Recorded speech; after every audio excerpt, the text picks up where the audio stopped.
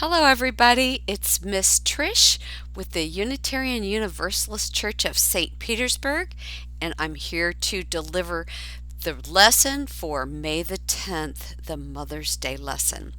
And the theme is the door of welcome. All are welcome here, and all of us are loved. And the session goal this time is to explore ways that we can keep the UU threshold inviting for Mother's Day.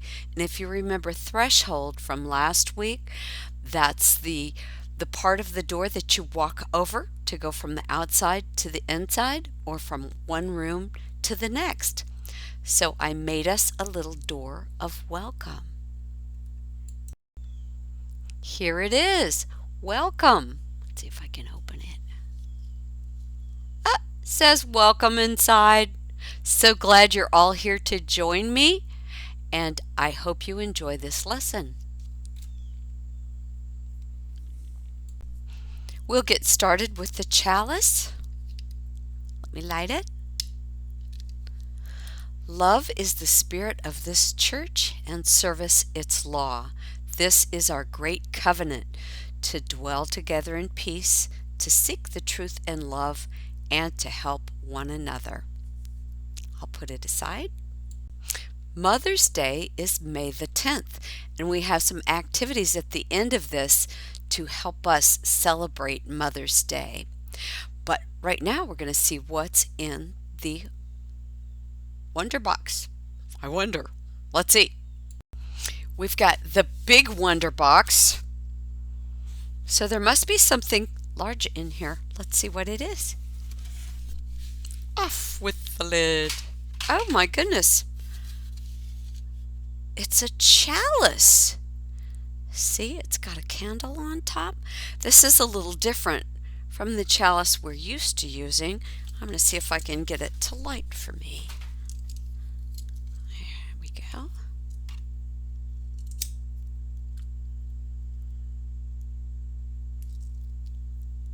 This chalice is the symbol of our church, a symbol of our faith. And we light it every Sunday that we're together, and it helps us to welcome everyone as they come in. We also welcome change. We welcome diversity, and we welcome being unique. Mother's Day is a great time to open the door of welcome as part of the threshold theme for the month. I'm going to put this aside, and I'm actually going to blow this one out since I won't be watching it.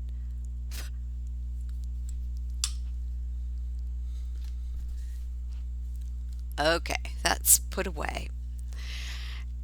And our flaming chalice helps us to remember the warmth of love, the light of truth, and the energy of action.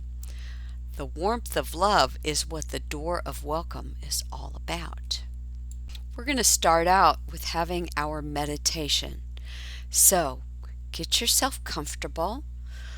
Pull up a pillow or a blanket or whatever it is that you need to be nice and comfy, and we'll start our meditation.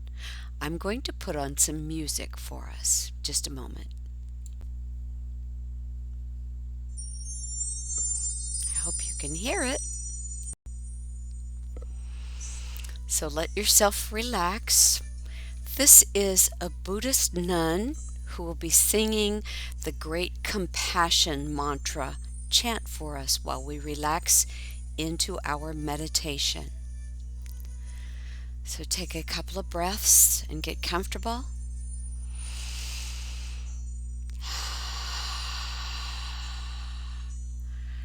And think about all of the help that you've received from others. Maybe from your mother, maybe from your grandma or your aunt, or maybe from your dad, or your cousin, or your auntie. Lots of different people serve as mother figures for us.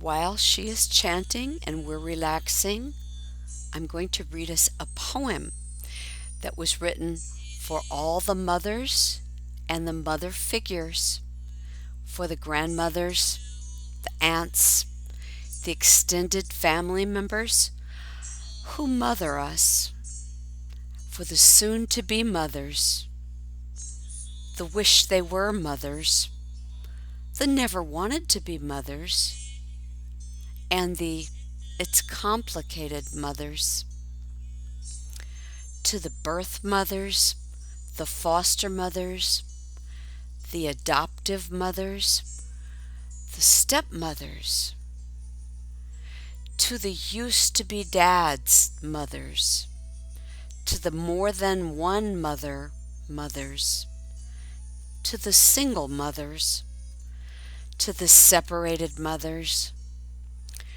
to the stay-at-home mothers, the unhoused mothers who don't have a home, to the grieving mothers who grieve for their own mothers, and those whose grief is complex, for all the communities that mother, and for all those who depend on the Great Mother. You are held and beloved. Continue to breathe and continue to relax. And think about how you help others, how you can act as a mother. Maybe you have a pet that you mother. Maybe you have a younger sibling that you mother, or friends that you mother. All of those things are important. They're all valuable, and they're all loved. Thank you to all who have mothered, who will mother, and who have received mothering. Now you can start coming back to this room so that we can go next to our story. And we will include in this post the link where you can listen to the chant, where you can watch the story. Someone else will be reading it, and where you can read the poem. The story is called Stella Brings the Family. Stella's class was going to have a big Mother's Day party. Let's see, let's go to the beginning of the party. Here we go. We're going to have a celebration for Mother's Day, said her teacher, and each of you can invite a special guest. Jonathan and Leon said they were inviting their moms. Carmen was sure her mama would come. Stella's class is having a Mother's Day celebration, but what's a girl with two daddies to do? Interesting question. There are her two daddies. It's not a great picture, but you can see they look happy and young, and Stella looks happy with them. Stella had plenty of people to help her the way other kids had their moms help them. Ooh, look at that yummy lunch. Daddy packs her lunch. Looks like he does a nice job of it, too. Papa tucks her into bed. When she's hurt, she gets kisses from Papa, or Daddy, or Nana, I bet that's her grandma, or Aunt Gloria, or Uncle Bruno, or Cousin Lucy. But Stella wasn't so sure. But who should she bring? She went to bed that night wondering about it. All of them! What a great idea. The big day arrived. Daddy, Papa, Nana, Uncle Bruno, Aunt Gloria, and Cousin Lucy went with Stella to school. She had so many guests. Stella hoped it would be okay. There they are. Will Stella's class like her family? Why not?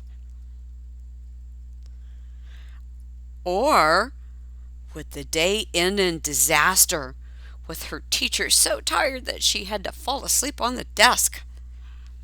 I don't know. Let's see how it goes. Oh, look. Here's one little girl that brought two moms, and a little boy who just brought a mom. And there's this little fella with two moms, or maybe it's a girl, I don't know. And one of them looks Asian and the other one is black. This book is full of diversity. So, what do you think if other kids showed up with two moms and Stella with two dads, and one kid had a black mom and an Asian mom?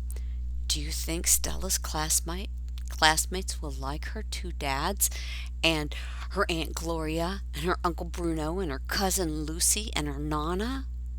I bet they do. I'll bet Stella's classmates and her teacher are just as welcoming as we are, and that they're happy that Stella has family to bring. So I don't know if you're going to have a Mother's Day celebration. You probably won't have one at school because school is still closed and people are still having homeschooling. But there are things that you can do to celebrate Mother's Day and to celebrate our theme of welcoming all and the threshold, keeping the threshold a welcoming place. You can make a decoration to decorate your door on a piece of paper or whatever. You could make flowers. You could put welcome home mom or welcome home dad or happy Mother's Day on your front door to make it a really welcoming place. Another thing you can do is take your box of big chalk outside and write welcome in front of your front door or on the sidewalk in front of your building or in the park. Anywhere. Someone did that at the park where I walked. They took their chalk and they drew flowers and went welcome and wrote happy messages, and it just made my heart so glad to see it. Another thing you can do is you can make your mother a Mother's Day card like I did. I'll put it up close so you can see it.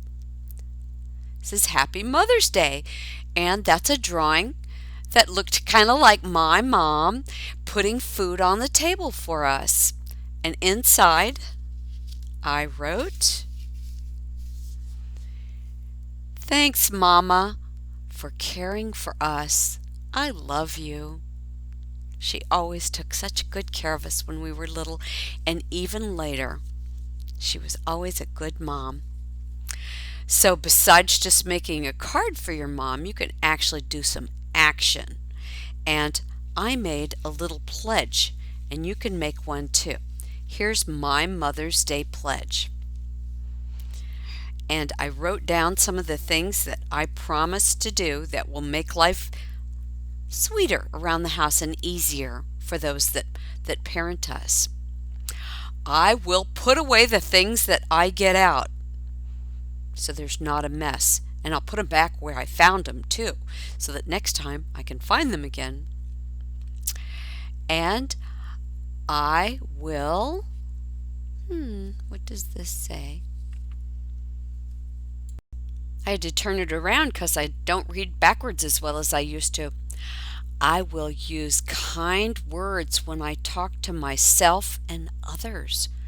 Why would I say, whoops, that's upside down.